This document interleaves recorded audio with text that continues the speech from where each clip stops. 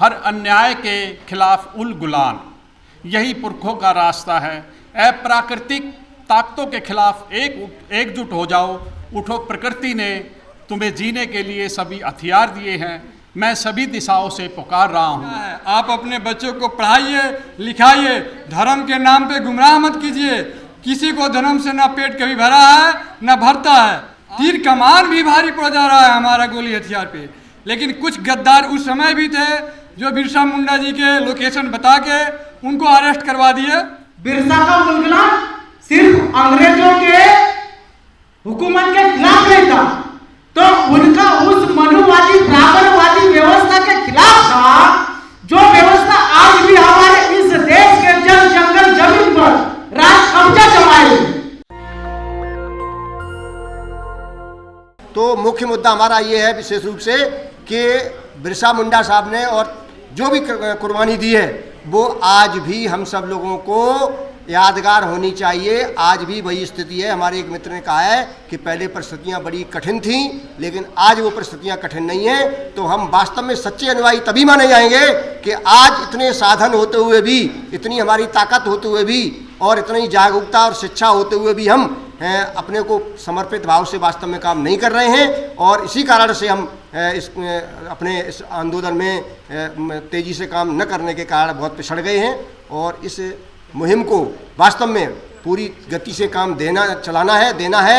और सबसे पहले हम ये प्रार्थना करेंगे, लोग भले ही हमारे कुछ कम रह गए हैं, कि पहले सिस्टमेटिक बैठ से हमने माननीय केसकर साहब से भी कहा था 2-3 साल पहले जब मीटिंगों में जाता था पैगामकी में बाहर भी, कि आप यहाँ विधानसभा वाइज कमेटियाँ बनाइए। लेकिन उन्होंने वास्तव में करके दिखाया, बहुत कुछ किया है, लेकिन अभी थोड़ा सा हम पूरा अभी विस्तार नहीं कर पा रहे हैं। तो हम ये चाहते हैं कि वार्ड वाइज दिल्ली में 250 वार्ड जो अभी 3 मतलब MCD मिला के बना है, और वो नई दिल्ली और कैंट अलग है अभी, तो इनको मिला के लगभग 300 मिनिमम वार्ड होंगे। तो हम ये सभी से प्रार्थना करेंगे कि कम से कम एक आदमी एक वार्ड से कोई तैयार करें, हम लोगों में से जिम्मेवारी लें। और 300 वार्ड में कमेटियाँ गठित जब हो जाएंगी विधिवत, तो हम जो भी समस्या है, कोई भी समस्या है, बड़ी आसानी से उसका समाधान कर लेंगे। क्योंकि दिल्ली में पूरे देश के हर जिले के हर जाति के लोग रहते हैं और यहाँ से हमारा काम बहुत आसान हो जाएगा। तो जिम्मेवारी बांटें कि वो एक व्यक्ति 5-5, 6-6 लोगों को कम से कम ढूंढ के तैयार करके, और सबके पास है ऐसा नहीं है, लेकिन सिस्टमेटिक वे में हमें काम करना पड़ेगा। तो हर वार्ड में हमारी कमेटी बन जाए 50-51 लोगों की, तो हमारा हर काम बिल्कुल आसान हो जाएगा। कोई भी काम दिल्ली में होगा बड़ी आसानी से, चाहे भीड़ इकट्ठा करना है, चाहे आपको प्रदर्शन धरना आंदोलन करना है या धन इकट्ठा करना है, कोई भी समस्या नहीं आएगी। देने वाले बहुत लोग हैं, लेकिन उनको प्रेरित करने वाले, उनके पास जाने वाले लोग हमारे पास फुल टाइम वर्कर नहीं है। तो कुछ लोग निकले हैं, वो अच्छी बात है। हमारे कई साथी जो हमें संपर्क में आए, जो सेवानिवृत्त के बाद काफ़ी लोग निकले हैं इस मुहिम से। तो निश्चित रूप से हम इस कारवां को आगे बढ़ाएंगे। और ये जो वार्ड वाइज कमेटी हमारी है, ये आगामी जो आने वाला 6, 7, 8 दिसंबर का जो हमारा एक ऐतिहासिक कार्यक्रम बनेगा, उसमें हम वार्ड वाइज अगर 250-300 वार्ड की कमेटी गठित करते हैं और 1-1, 2-2 बस में हम लोग लाने का एक टारगेट बनाते हैं, तो 500 बसें आ सकती हैं, 600 बसें आ सकती हैं, 2-2, 1-1 वार्ड से आएंगी। तो हम बहुत बड़ी एक ताकत तैयार कर सकते हैं। और बाहर से तो लोग आएंगे और वहाँ हम इस उद्देश्य को लेकर चलें कि हमारे दिल्ली से ही और अधिकतम लोग आ जाएं, तो ये हमारा काम बहुत आसान हो जाएगा। और यहाँ पर लोगों का खर्चा भी कम है, शाम को घर भी जा सकते हैं और आने में कोई पैसे भी ज़्यादा खर्च नहीं होना है। या बसें हम लोग लगा देंगे, तो जो भी सिस्टम होगा वहीं के लोग मदद करेंगे, कुछ और लोग करेंगे। तो निश्चित रूप से यहाँ हम लोग यहाँ कोई भाषण का कार्यक्रम नहीं है, लेकिन उत्साहवर्धन और एक व्यू रचना हम लोग करेंगे। तो निश्चित रूप से हम निरंतर प्रगति की तरफ जा रहे हैं और निश्चित रूप से हम सफल होंगे। और आगे सभी साथियों से यही आग्रह है कि पहले दिल्ली को भी हम लोग साथ साथ वार्ड वाइज कमेटियां बनाएं। ये हमारा पुनः निवेदन है सभी लोगों से, इसमें रुचि लें और इसको कोई भी लोग हम लोग संपर्क रखेंगे लगातार लगभग सभी लोगों से। तो यही हमारा विशेष कार्यक्रम है कि 15 दिन के अंदर हम वार्ड वाइज कमेटियाँ तैयार कर लें अपनी। और ये इसी के साथ हम पुनः सभी का आभार और बहुत बहुत दिल से धन्यवाद व्यक्त करते हुए अपनी बात को समाप्त करता हूँ। धन्यवाद। देखिए, हमारे देश में पहले अंग्रेज थे शोषक, आज भी शोषक भरे पड़े हैं। क्योंकि 1882 में जब वन एक्ट आया, उस समय आदिवासी समाज के लोगों को लगा कि हमारा जल जंगल और ज़मीन पे अंग्रेज़ों का कब्जा होगा, उसमें हमारे देश के ज़मींदार भी शोषक वर्ग उतना ही थे जितना अंग्रेज थे। बिरसा मुंडा जी के नेतृत्व में 1895 से जो क्रांति हुआ उसमें सारे आदिवासी समाज के लोग मिलजुल के लड़े और इस हिसाब से लड़े कि 5 जनवरी 1990 तक आते आते अंग्रेज़ों को छक्का छुड़ा दिए। अंग्रेज़ों को इस हिसाब से छक्का छुड़ाए कि अंग्रेज़ों को लग गया कि अरे हमारा तो गोली हथियार है और ये सब का तीर कमान है, तीर कमान भी भारी पड़ जा रहा है हमारा गोली हथियार पे। लेकिन कुछ गद्दार उस समय भी थे जो बिरसा मुंडा जी के लोकेशन बता के उनको अरेस्ट करवा दिए 3 जनवरी 1900 को, और उसके बाद वो जेल में धीरे धीरे मर गए। आज वर्तमान में देखा जाए तो हमारे जो केंद्र में सरकार है वो भी शोषण करने वाली सरकार है, डिक्टेटरशिप सरकार है। जो माननीय हमारे प्रधानमंत्री नरेंद्र मोदी जी हैं, ये अपने आप को पिछड़े कहते हैं, और जब इन्होंने आया ओबीसी SC ST को वोट भी लिया, दलित राष्ट्रपति भी बनाया, अभी आदिवासी बनाया है। जब दलितों ओबीसी SC ST या कहले मूल निवासियों की जब हक की बात आती है तो हमारे प्रधानमंत्री जी नहीं बोलते हैं। वो चाहे रोस्टर की मामला सुप्रीम कोर्ट ने लाया, उसमें हम लोगों ने काफ़ी लड़ाइयाँ लड़ी। यहाँ सुधांशु भैया बैठे भी थे, अब चले गए। आदिवासी के जल जंगल ज़मीन की मामला में सुप्रीम कोर्ट ने एक लॉ बनाया कि भाई जो जंगल ज़मीन पे आदिवासी रहते हैं उनको वहाँ से हटा के कहीं फ्लैट दे दिया जाए। अब बताइए, जो आदिवासी जंगल में रहते हैं, घूमते हैं, विचरण करते हैं खुली हवा में, वो एक फ्लैट में कैसे रहेंगे?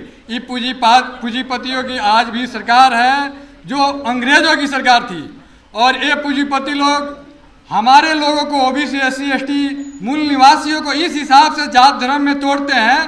कहते हैं कि तुम फलाना जात को हो, तुम ऊंच हो तो तुम नीच हो। अरे भाई आप बताइए, जब इस देश में संविधान सभा में का गठन हुआ, उसमें प्रारूप समिति के अध्यक्ष हमारे बाबा साहब भीमराव अम्बेडकर थे, उनके साथ भी वही भेदभाव किया गया जो आज हमारे साथ किया जाता है। यूनिवर्सिटी हो, जुडिशियरी हो, या फिर जितने सरकारी उपक्रम हैं, आप लोगों से छिपा नहीं है, हर स्तर पे भेदभाव किया जाता है। जब बाबा साहब थे तो उनके साथ भेदभाव तो हुआ ही था। जब संविधान लिखा गया तो उनके जितना काबिल पढ़ा लिखा न राजेंद्र बाबू थे, न नेहरू थे, न पटेल थे।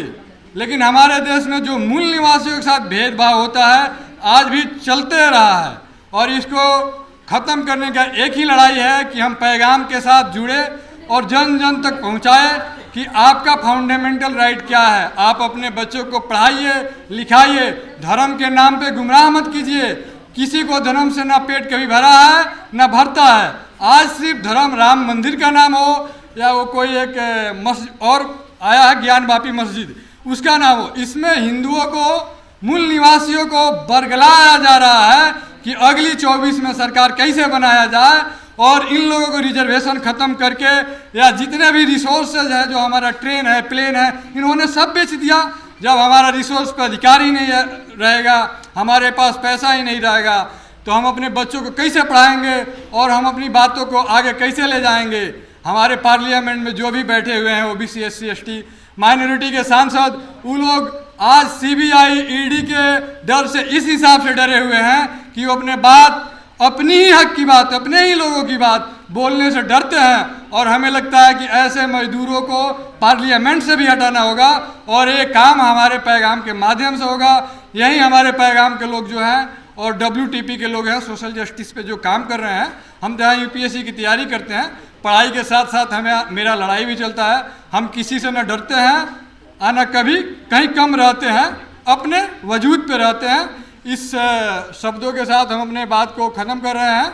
जय भीम, जय भारत, जय जोहार। हर अन्याय के खिलाफ उल गुलान, यही पुरखों का रास्ता है।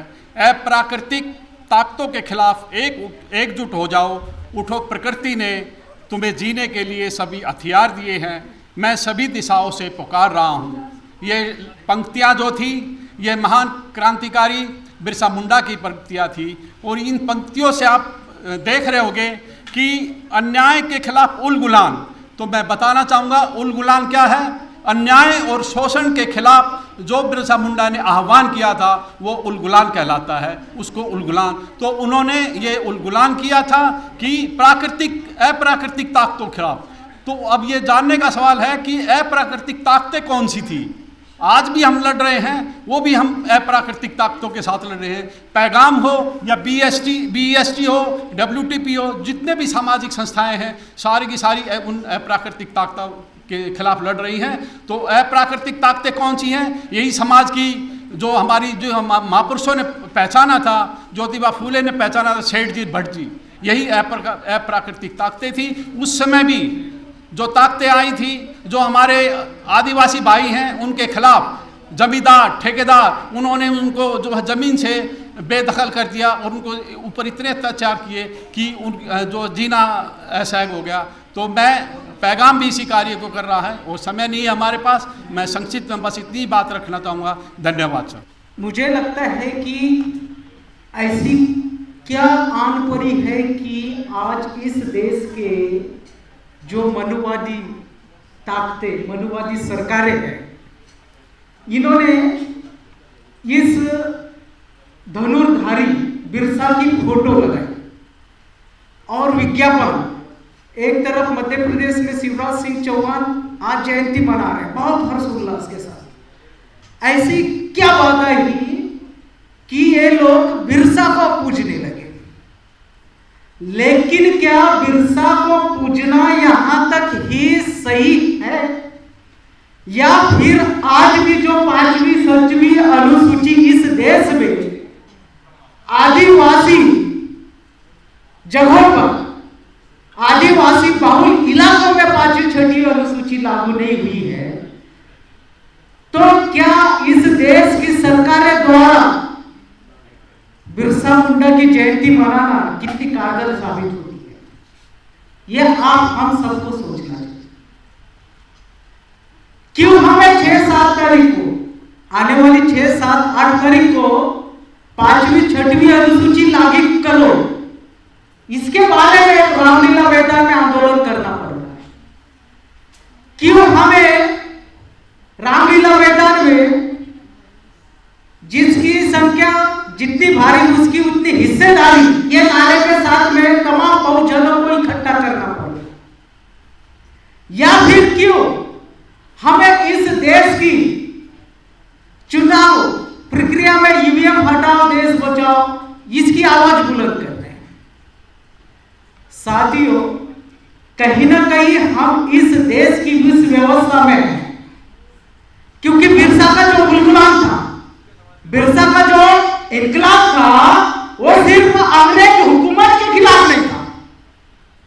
बिरसा का गुलगुलान सिर्फ अंग्रेजों के हुकूमत के खिलाफ नहीं था, तो उनका उस मनुवादी ब्राह्मणवादी व्यवस्था के खिलाफ था, जो व्यवस्था आज भी हमारे इस देश के जल जंगल जमीन पर राज कब्जा जमाए हुए।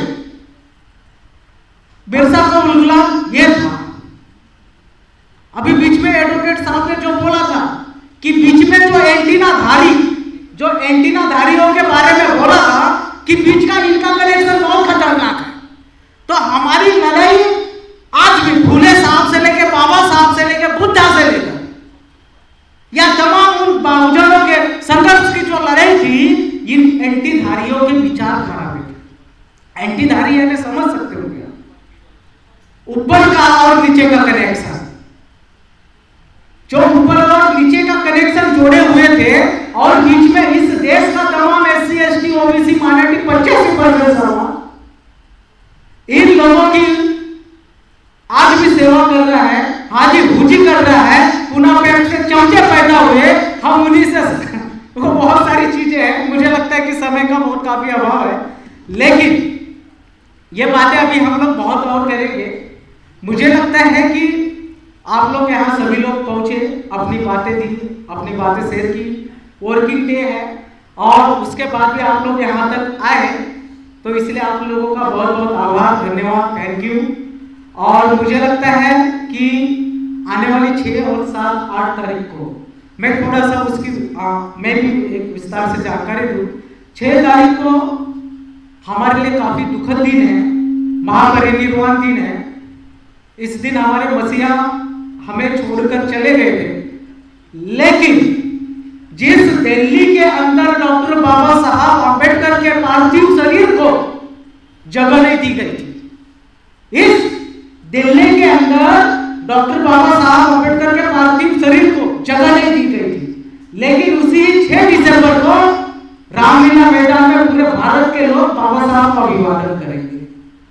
इसलिए मैं चाहता हूं कि आप लोग 6 तारीख को रामलीला मैदान में अवश्य आएंगे। उसके साथ साथ 7 तारीख को, क्योंकि ये लोग हम धनतेरस करते हैं, आपने देखा होगा धनतेरस, और धनतेरस में क्या होता है, तो उस धनतेरस को हम लोग ज्ञानतेरस में परिवर्तित कर रहे हैं, जिसमें हम लोग महापुरुषों की लिखी हुई पुस्तकों को वितरित करेंगे, जिसमें एनिहिलेशन ऑफ कास्ट है, गुलामगिरी है,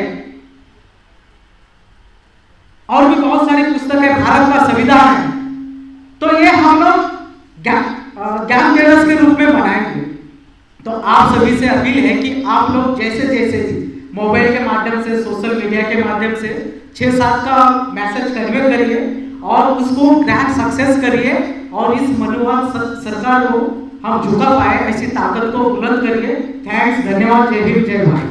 नेशनल दस्तक की आपसे गुजारिश है कि अगर इसको बचाना चाहते हैं तो नेशनल दस्तक को सब्सक्राइब करने के लिए रेड कलर के सब्सक्राइब बटन को दबाएं, फिर बेल आइकन की घंटी दबाएं। नेशनल दस्तक को बचाने के लिए बहुत जरूरी है कि हर खबर को शेयर करें, लाइक करें, कमेंट जरूर करें।